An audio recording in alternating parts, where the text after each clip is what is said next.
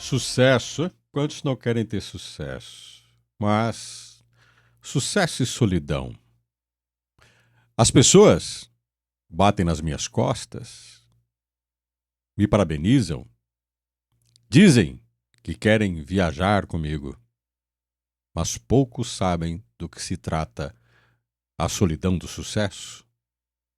O sucesso é duro, é seco, mal criado. O que se pensa sobre ele é belo, invejável, é desejável. Esse poema é de Clemilson Corrêa, empresário do setor de tecnologia da informação, meu entrevistado no Capital e Poder. Clemilson, muito bom estar aqui com você. Grande satisfação, Gilson, sempre. Você fez esse poema, que para mim resume muito o que é a humanização do sucesso, do poder. Como é que você chegou a esse poema? Vamos começar por ele. Eu acho, Gilson, que os melhores poemas são aqueles escritos na maior angústia que você está passando, nos piores momentos. Não sei se piores seria o melhor adjetivo, mas naquele momento de maior sofrimento são escritas as melhores canções, os melhores poemas, as melhores letras. E essa é uma estratégia que eu adotei há muito tempo. Um dia eu vou montar um livro, não é meu objetivo. Meu Só de objetivo poemas. é fazer aquela catarse, é conseguir colocar no papel aquilo que eu tô sentindo. E esse dia foi um dia bem marcante. Eu tava numa viagem nos Estados Unidos, me sentindo um trapo, sendo bem sincero pra ti. Apesar de exteriormente as pessoas não acharem que eu estaria me sentindo daquele jeito. E o sucesso é isso, né? O sucesso do empresário, eu tenho certeza que se algum empresário está me ouvindo, vai se identificar também. Tem momentos que você não tem a quem recorrer. É você e você. E eu não estou falando aqui de dinheiro. Não estou falando aqui de problemas financeiros. Estou falando de você estar só. E você não tem a quem recorrer. E não ter alternativas. Clemilson, deixa eu te fazer uma pergunta. Essa questão de sucesso e solidão, né? Você falou bater nas tuas costas, né? As pessoas batem nas costas, as pessoas querem... Oh, Clemilson, te admiro. E você fala de uma solidão. Tem um lado de ser empresário que as pessoas não conhecem. As pessoas não percebem que o sucesso tem um preço, às vezes o preço é alto. Eu acho que só vem a ponta do iceberg. Essa é a grande realidade. Eu ainda hoje trabalho, Gilson, estou completando 13 anos de empresa. Eu ainda hoje trabalho de 12 a 14 horas por dia. Acordo todos os dias 5 horas da manhã, faço o meu exercício, sigo religiosamente a minha disciplina, né, de trabalho. E o que as pessoas veem é a gente andando de carro importado e viajando. E preciso viajar muito para fora devido até os fornecedores que nós temos.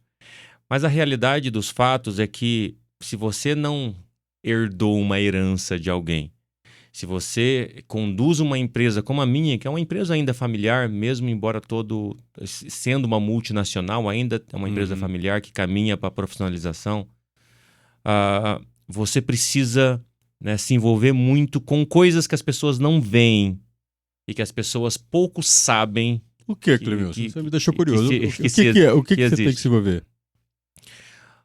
Olha, para que você consiga ter o que as pessoas chamam de sucesso, você tem que tomar muitas decisões, Gilson. Eu acho que o que diferencia uma pessoa de sucesso de outra é que essa pessoa de sucesso tomou mais decisões que a outra. E na grande maioria das vezes, as decisões não são as certas, são as mais rápidas.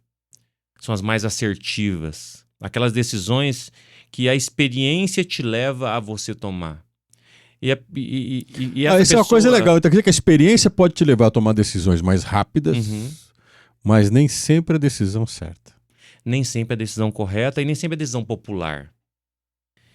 E para que você consiga alcançar os seus objetivos, você tem que investir seu tempo em coisas que as pessoas comuns não investem.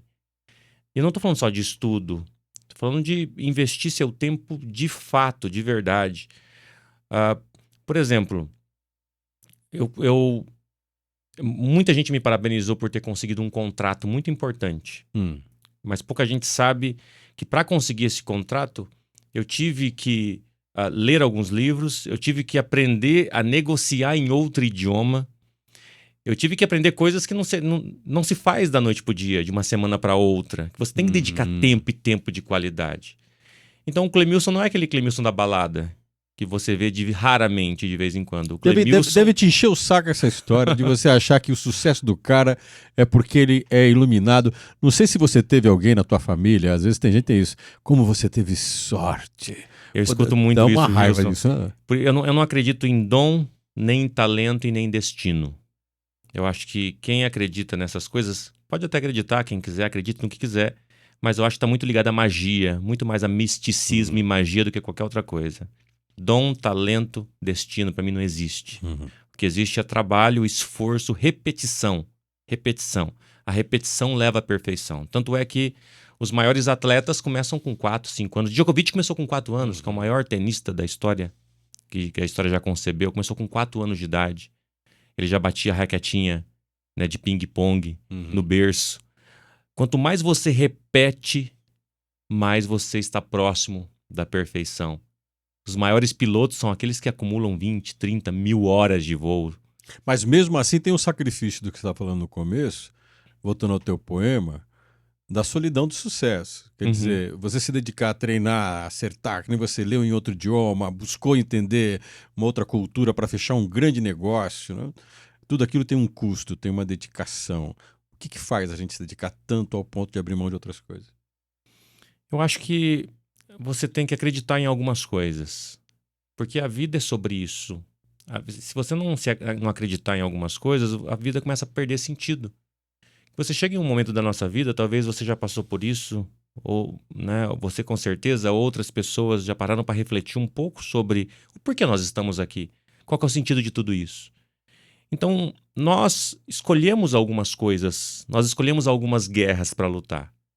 E o empreendedor, ele escolheu, ele definiu suas metas, seus objetivos, e eu penso que quando eu escolho, falando por mim, traço um objetivo, eu me conecto com aquele objetivo e eu consigo alcançar uma força, uma determinação que é algo incrível. Você quer e eu quer. quero e pronto.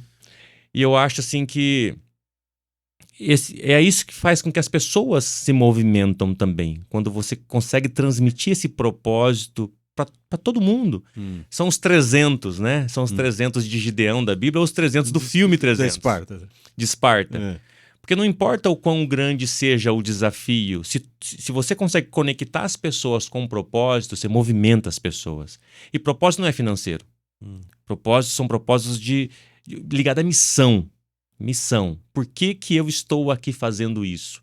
Um pouco disso aconteceu com você quando você entra no teu LinkedIn, entra lá, né? Clemilson Corrêa, vai saber que você está à frente, né, da Bysoft, que é sua empresa. Você tem outros investimentos, mas sua empresa mais tradicional, e você tem um histórico em cima disso, né? E você tem uma foto sua de quando você era aqueles garotos do Star, Star, né? Que você fazia. Você Na época chamava-se Zona Verde. Isso, Zona Verde, Zona Verde. Você ficava ali, né, no tal. E você chegou onde você chegou. E eu conheço um pouco da sua história, que eu quero trazer para as pessoas, entre outras coisas, isso. E nós conversamos várias vezes já, já me deu algumas entrevistas, foram muito legais, mas não com essa profundidade que essa aqui está sendo. Que é que você falou para mim assim, Gilson, teve uma fase na minha vida em que eu estava empregado, saí de um trabalho de longa data, estava há muitos anos numa empresa, fiquei sem grana, fiquei sem nada, né? E estava devendo muito. Quer dizer, no final das contas, até a gente estava brincando aqui antes de começar, você podia ter jogado a toalha e todo mundo ia dizer assim, mais do que justificável o Clemilson ter desistido. Né? Situação que muita gente desiste e nem é culpada por isso, por desistir. Né? Essa sua gana é que te moveu a sair dessa situação? Conta um pouco essa situação pra gente e o quanto que isso pode moldar um ser humano, viver uma situação que você viveu. Se não fosse aquilo, você seria quem era ou não? Eu acho que quando nós estamos diante de uma situação dura, Wilson, a gente tem opções. Opções. A maioria das pessoas escolhem delegar o problema como se não fosse dele. É prefeito, é do meu pai, é do meu irmão, é da minha família, é da classe social que eu nasci, é do país que eu nasci, é dos portugueses que vieram para cá. É a terceirização, eu costumo dizer que é um problema que vem lá de Adão, né? Que de repente ele fala, pô, é a mulher que você me deu, Deus. E a Eva fala, não, é a serpente. E um vai delegando pro outro, né? A terceirização Essa do tal da problema. maçã que tava aqui. Tá, E não tem como eu não me lembrar, Gilson, de quando eu tinha 6 anos de idade. Família muito pobre, minha mãe me deu um estojo de madeira de presente. E eu fiquei tão feliz que eu dormi com o Aqueles estojo. estojos de caneta que você... De Pô, madeira, lembro disso. exatamente. E tinha um desenho assim nele. Tilibra, eu acho que era. Era Tilibra. Eu sei que eu dormi com o pô. estojo porque não era comum eu ganhar um presente. Meus pais sempre batalharam muito. Nunca faltou comida, mas sempre fomos uma família bem humilde. E no outro dia, no Colégio Adália Maria Leite, eu sento na minha carteira, posiciono meu estojo retinho, com meu lápis. Seu orgulho. Meu orgulho. E na minha frente tinha uma menina, criança como eu, na época, e eu lembro, jamais esqueço o nome dela, Aline. Que as coisas que me marcam, jamais eu esqueço. A Aline vira pra mim, olha bem pra mim, olha pro meu estojo, abre o estojo, saca uma caneta e risca meu estojo inteiro no primeiro dia que eu levo ele. Sacanagem. E ela disse pra mim, você é preto e pobre. E aquilo me feriu, Gilson, me arrepio só de lembrar. Me feriu. Se tivesse me esfaqueado, eu tinha sentido menos dor. E ela vira e continua. E eu não respondi ela, eu não pude responder de tão tímido e ferido que eu estava. Mas eu lembro, Gilson, como se fosse hoje. Eu, Clemilson, com 6 anos, eu disse pra mim mesmo, você tá certa. Você tá certa. Mas ninguém nessa escola vai tirar nota mais alta do que eu. Eu não sabia, Gilson, mas eu estava respondendo eu estava entendendo uma lei que eu considero lei universal do sucesso, que é controlar o que você pode controlar. Eu não podia controlar o fato de eu ser preto e ser pobre. Eu não podia controlar com 6 anos. Mas a minha nota eu podia. Se você pegar meu histórico, Gilson, é 10, 10, 10, 10, 10, 10, 9, 10, 10. Foi minha resposta para ela. Naquele momento. É mais ou menos assim, Cleilson, eu tô aqui, eu tô aqui, mas eu não vou ficar aqui e vou mostrar isso principalmente para mim mesmo. Exato, foi exatamente o que aconteceu. Aquela ideia de não vou aceitar isso. Eu acho que pô, eu comecei como panfleteiro numa rede de varejo, ganhando R$10 por semana. E depois eu fui pra Zona Verde, foi meu primeiro emprego. Panfleteiro é aquele cara que pega o panfletinho, sai na frente da loja e vai entregando. Eu lembro disso, tem uma... Eu já fiz isso na minha vida também. Foi uma fase boa da vida. Eu acho que foram aprendizados muito bons. E eu lembro uma vez que nós estávamos num bairro, aqui em Maringá, perto lá da Avenida Kakogawa, estávamos em 3. Começamos a entregar e passou umas 2 horas mais ou menos, eu tinha entregue já algumas centenas, mas havia muitos outros folhetos e meus amiguinhos já tinham terminado. Eu não entendi muito bem aquilo, porque eles já tinham terminado. E começaram a rir de mim, e me chamavam... O nome mais bonito que me chamaram foi de bobo. Depois eu descobri que eles tinham tacado no bueiro os panfletos. Sim, mas eu fiquei muita até... gente fazia isso. Eu terminei de entregar, já era noite. E eu aprendi com isso princípios. Eu acho que, como diz Jack Welch, que foi um dos maiores líderes contemporâneos, o ex-CEO da GE, ele sempre disse: jogue com as regras corretas do jogo. Eu levei isso para minha vida. Na Zona Verde, ganhava R$50 por mês. Quando você fala de seguir as regras do jogo, as regras corretas do jogo, é fazer o que tem que ser feito. Fazer o que tem que ser feito, exatamente. O mundo corporativo... Gilson, se fosse para entregar todos aqueles panfletos, um por um, iria ser até o último. Um por um até o último. Eu aprendi, na verdade, Jack Welch, eu nem sabia quem era Jack Welch nessa época, obviamente, eu com 16 anos de idade, 15, 16 anos de idade, mas eu estava cumprindo algo que eu aprenderia futuramente de Jack Welch. E é interessante fazer essa leitura, né? Depois de muitos anos empreendendo, quando eu vou lá e começo a ler essas literaturas, como de Napoleão Hill, por exemplo, que bebe lá em Andrew Carnegie, um dos homens mais ricos. Carnegie é um clássico, é o clássico das relações humanas. É interessante que as leis que ele mostra são coisas a maioria que eu sigo, que eu sempre segui naturalmente. E uma delas é essa: siga as regras do jogo. Os atalhos, eles custam muito caro. Os atalhos custam muito caro. Agora, seguir as regras do jogo tem que ter princípios muito fortes para você conseguir seguir as regras do jogo. Para você conseguir dizer não para algumas coisas que são muito tentadoras, como jogar os folhetos no bueiro. Sim. É uma coisa tentadora e você pegar o seu dezão. E eu acho que foi um conjunto de tudo isso, Gilson, que não lá para a pergunta que você fez, eu desempregado com uma filha de 6 anos de idade, sem dinheiro, sem recursos. Eu tinha uma grande experiência por ter trabalhado 12 anos. Eu era diretor-geral da empresa aonde eu saí. E de repente eu não tenho mais nenhum emprego. As pessoas não me dão emprego por causa da minha experiência, que era muito grande. E eu queria ganhar R$ 1.500 para colocar comida na minha mesa. E nesse momento eu entendi que se eu precisasse ir catar reciclado na rua, eu ia catar. Se eu precisasse limpar terreno, eu ia limpar terreno. E foi nesse momento que a Bysoft nasceu.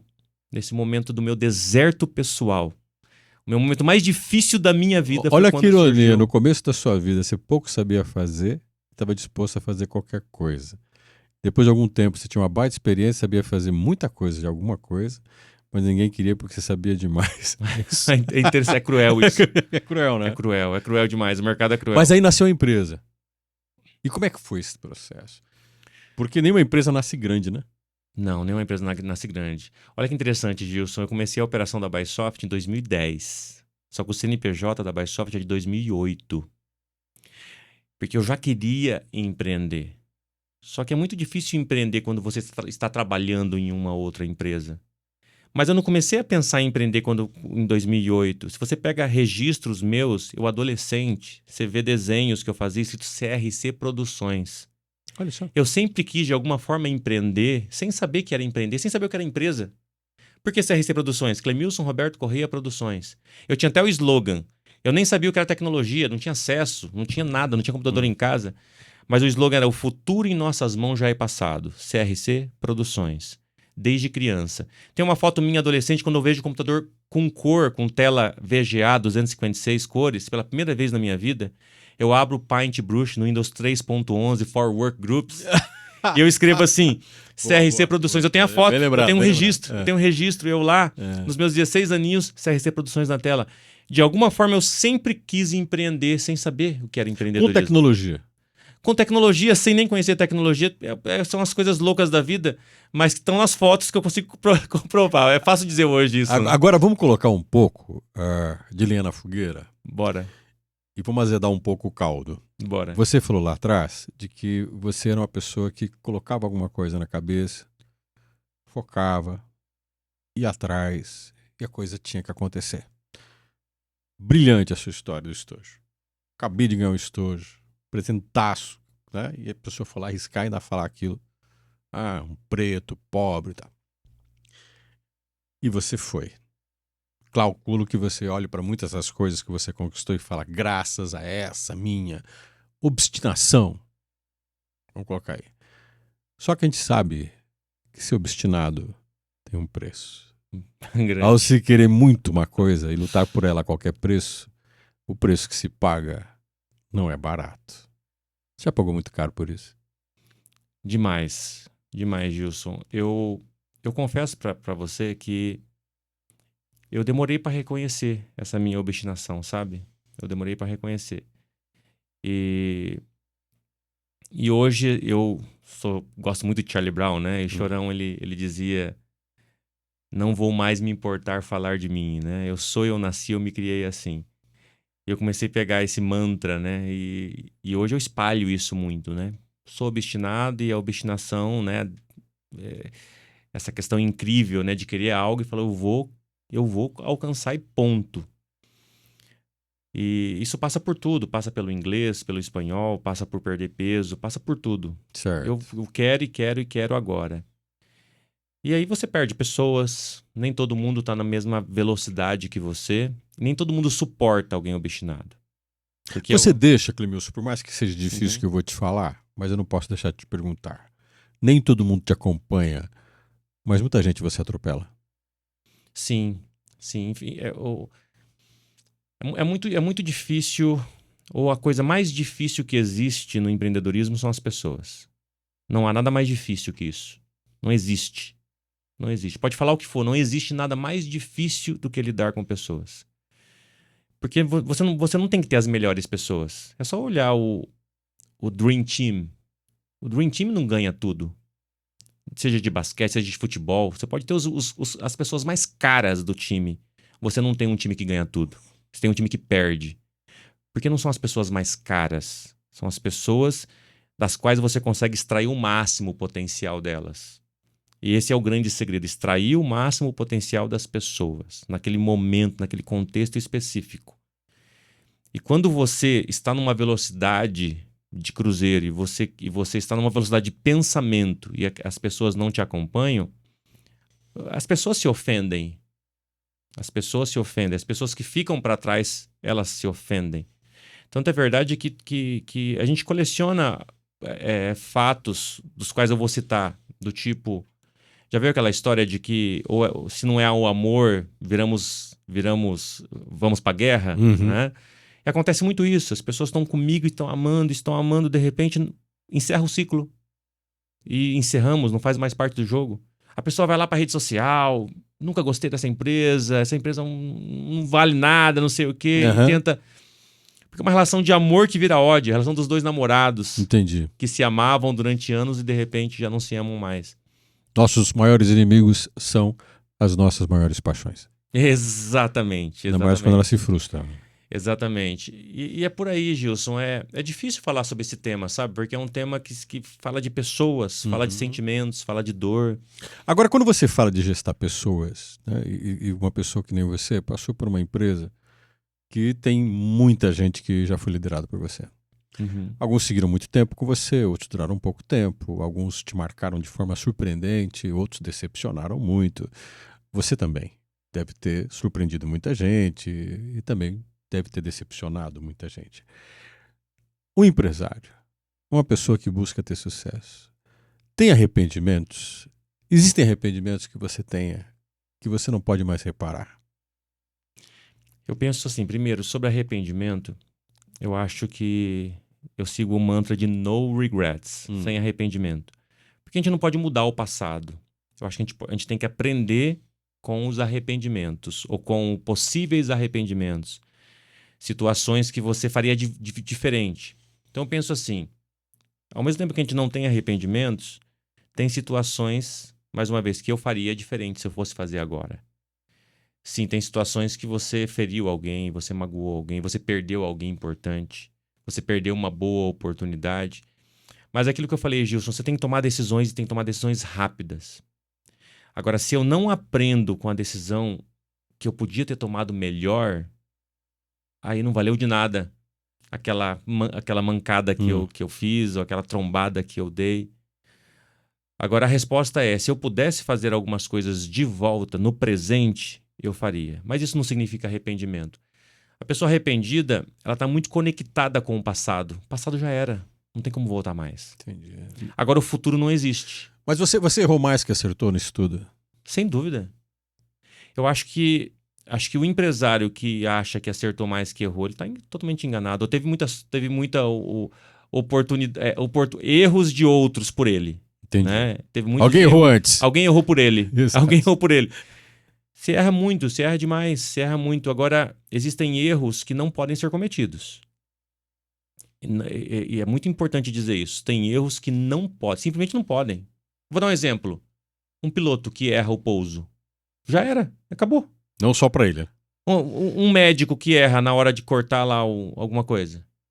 Então, tem erros que simplesmente não podem acontecer. Não é permitido nenhuma vez. Nenhuma. E você tem que saber que quando você está diante de algo que pode comprometer a sua vida corporativa ou a sua vida como pessoa, você tem que demorar para tomar decisão. Quantos filhos você tem? 2. 2 meninas? Não. Eu tenho o Nicolas com 11 e a Nicole com 17. Tá, um menino e uma menina. Com certeza você, né? Eu conheci sua família uma vez, né? Encontrei você no restaurante, a gente conversou. Você foi filho de uma pessoa simples, pai e mãe simples. Seu Arlindo e Dona Leonor. E seus filhos, não. Sua filha e seu filho, não. Né? Você olha para eles e pensa, eu não posso nunca deixar de perguntar isso quando eu vejo um empresário, né? O que virá depois? Será melhor ou pior quando você pensa neles como pessoas que podem chegar a ser empreendedores ou não? Você olha para o futuro e vê neles algo melhor ou não? Eu penso que todos nós temos que ver. Eu acho que os nossos filhos, eles devem ir mais longe do que nós. Mais E longevidade ou em realização? Você fala? eu acho em encontrar o seu propósito. Eu acho que cada um tem que encontrar seu propósito de vida. E eu não penso a empresa como uma sequência familiar. Eu tenho muito claro isso. Tenho Eles muito não claro. vão herdar a Bysoft. Herdar sim, porque é de direito, né? Que se Hum. herde. Mas eu não acho que eles devem ser CEO, devem ser CFO, qualquer C-level. Eu tô conduzindo a Bysoft para a profissionalização da empresa, colocando conselho administrativo, todos os pilares de uma boa governança, como compliance, conselhos diversos, para que ela possa ser conduzida profissionalmente. E se meu filho ou minha filha quiser seguir qualquer outro tipo de carreira, ele vai ter por herança a Bysoft, né, ou qualquer outra herança que eu deixar, mas eles devem seguir o caminho deles. Eu acho que a principal herança que eu posso deixar é da liberdade. Eu fui uma pessoa tolhida de liberdade. Eu vivi muito tempo na minha vida a vida que outros queriam que eu vivesse. Outros que você fala, seus pais. Ou não, Igreja, igreja, pastor, moral coletiva. Um exato, rapaz não faz isso. exatamente, Se exatamente. você for um bom homem, tem que fazer aquilo. Exatamente. Eu acho que a religião, ela me prendeu. Eu sou formado em teologia, né? Eu sou Olha, formado em história, teologia e filosofia, inclusive. E eu acho que a religião, ela, vou falar por mim, ela me tolheu de uma forma incomensurável. E eu agradeço por viver uma vida hoje que eu quero viver. tenho duas perguntas que estão no final da minha conversa contigo, que é muito legal. Duas coisas. Uma delas é que você emagreceu muito. Da última vez que a gente conversou, e eu estava subindo aqui com o Clemilson para a gente fazer a entrevista no estúdio, e eu perguntei, Clemilson, por quê e tal. A gente acabou falando de dor, né? Uhum. Que dor faz a gente, às vezes, buscar superação. E você estava começando a falar de deu horário da gente vir conversar, fazer o podcast. Que dor foi essa que te emagreceu tão rápido quando você falou que perdeu não sei quantos quilos em Legal 60 dias? isso, legal. É interessante que com o inglês foi a mesma coisa, né? O inglês eu tinha uma dor absurda de liderar uma equipe na Aldo, da qual eu tinha que falar com americanos, mas não falava. E aí eu fiz um compromisso público que eu ia aprender inglês. E 3 meses depois, e eu tenho até no YouTube a prova, coloca Clemilson tradução simultânea. 3 meses depois que eu fiz esse compromisso, eu fiz uma tradução simultânea na igreja. Loucura, insanidade. Porque você ficou horas e horas e horas estudando. Dias inteiros estudando, noites inteiras estudando. Assim, eu tenho uma determinação, Gilson, que é absurda. Mais uma vez, recentemente eu entendi que é diferente da maioria das pessoas. Não vou dizer que é pior ou melhor, mas vou falar do emagrecimento. Eu estava em Curitiba e a minha secretária marcou com o Marco Silva. Marco Silva, ele foi bicampeão pan-americano de tênis e campeão 8 vezes do brasileiro. Hoje ele está com 60 e poucos anos. Eu tive sorte de ir na escola dele e pude fazer aula com ele, 2 horas de aula com ele. E quando eu chego para treinar, jogar meu tênisinho com ele, era meio-dia. E ele perguntou para mim, Clemilson, que lado da quadra você quer? Eu quero aquela. E apontei pro lado da quadra que tinha sombra. Ele falou assim, escolheu errado. Falei, opa, como assim? Só porque você queria sombra. Ele falou assim, a minha vida inteira eu escolhi o lado pior da quadra, por isso eu sou 8 vezes campeão brasileiro. E 2 vezes pan-americano. Quem escolhe o caminho mais fácil quase sempre não vai se dar bem na chegada, é isso. Você vai chegar mais longe. Aí eu peguei e lembrei dos meus exames. Glicose alta, ferritina alta, colesterol alto, tudo alto. Eu pesando 115 quilos. Eu escolhi o pior lado da quadra. 20 de novembro eu comecei. Eu falei assim, eu vou mudar de vida. Ah, como? Vou mudar de vida e ponto final. Escolhi lá uma dieta que pra mim parecia melhor. E foi melhor. E sem medicamento, sem nada disso. 60 dias eu tava como eu estou hoje, com 25 quilos mais magro. E é isso, determinação. Dia 17 de janeiro, 2 perguntas. Passou festas, passou viagem, passou um monte de coisa. Meu tempo esgotou. Mais 2 perguntas. Primeiro, você chegou a ver, alguma outra vez depois de muito tempo, aquela sua colega de escola que rabiscou todo o seu estojo e te chamou de Como preto? eu gostaria, Gilson, eu fui até essa escola e eu solicitei os dados, eles me recusaram por causa da lei de proteção de dados. Não quiseram compartilhar. Eu queria a folha de chamada para eu encontrá-la. Eu queria agradecê-la, eu queria dar um abraço, um beijo nela. Porque nesse ato, ela aprendeu com os Ela te pais. salvou. Ela me salvou. Ela aprendeu com os pais dela, porque era uma criança. Um ato de racismo, um ato tão baixo, vil, desprezível, que te coloca no fundo do poço. E eu acho que o fundo do poço é o melhor lugar que você pode estar. Se você quer inovar, se você quer crescer, se você quer quebrar tudo. Você não consegue quebrar tudo na balada. Você não consegue quebrar tudo com conta cheia de dinheiro. Você quebra tudo quando você está no fundo do poço. Ou você se mata, ou você vira o rei. É aí que você decide. A decisão está na tua mão. A decisão está na tua mão. Última pergunta. Vamos voltar ao começo da nossa conversa e ao seu poema. Sucesso tem solidão. Clemilson de hoje se sente sozinho? Em alguns momentos, sim. Eu acho que em alguns momentos, sim. Em alguns momentos eu gosto de estar sozinho. Qual que é a minha definição de sucesso, Gilson? E aí vai responder a sua pergunta.